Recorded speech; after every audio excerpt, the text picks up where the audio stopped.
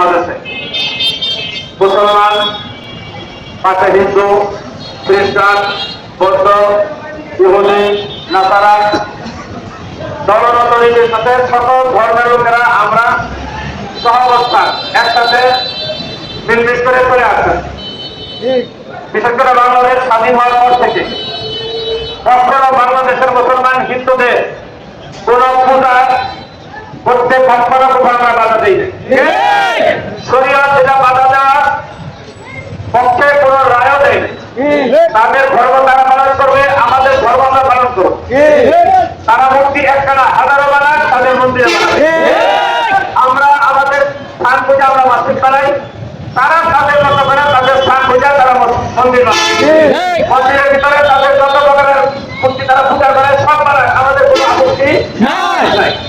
কিন্তু বিশেষ কুচক্রী মহলের বাংলাদেশের উপরে নীল নকশা চাপিয়ে মুসলমানদেরকে নিধন করার জন্য পায়ে পাড়া দিয়া ঝগড়া করা, মুসলমানদেরকে এটা ফিলিস্তিনের মতো করার জন্য একটা মহল আমরা দেখছি জানি খুব বড় করে তার মাথা চারা দিয়ে উঠতে।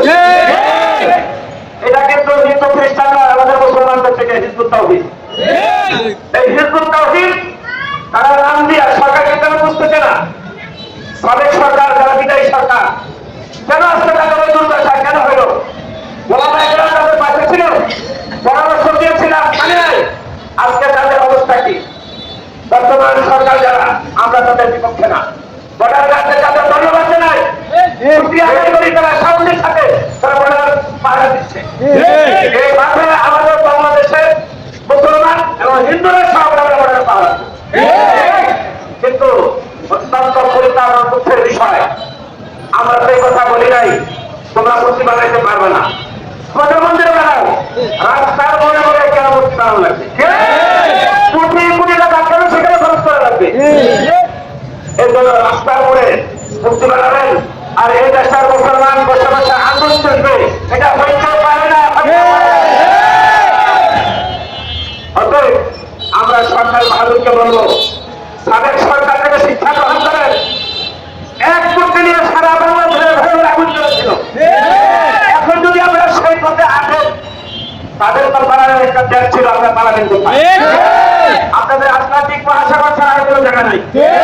অতএব এখন থেকে খুব সাবধানে, হুঁশিয়ারে, সূক্ষ্ম জ্ঞান ওলামা ইকরামদের কাছে নিয়ে পরামর্শের মাধ্যমে হাঁটেন।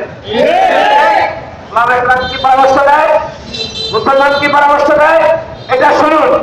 প্রয়োজনে হিন্দুদেরকে সাথে বসুন, বসে মিটিং করে সিদ্ধান্ত গ্রহণ করেন। ডুবে যাবে রাস্তায় অন্ধকারে, পর্দা দিয়ে কেন রাস্তার মনে মূর্তি বানাবেন?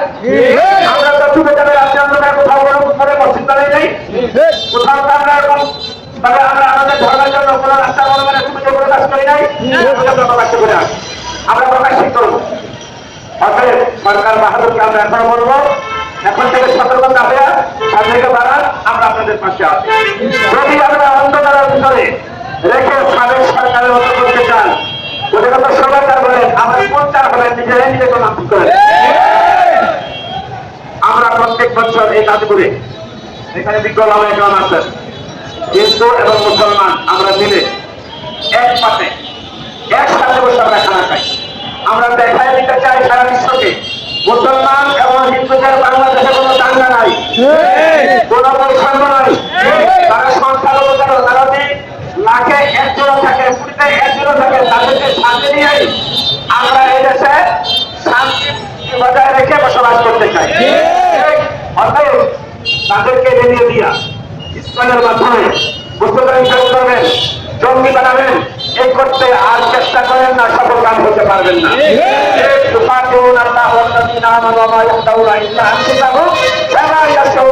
নিজেরাই সেই সুখের মধ্যে পারবেন যে দেশের মুসলমানদেরকে ধোয়া দিতে চাচ্ছেন। আল্লাহ আমাদের ঈমান রক্ষার জন্য কালিমার পতাকা মনে মনে উঠবে, সব জায়গায় থাকবে।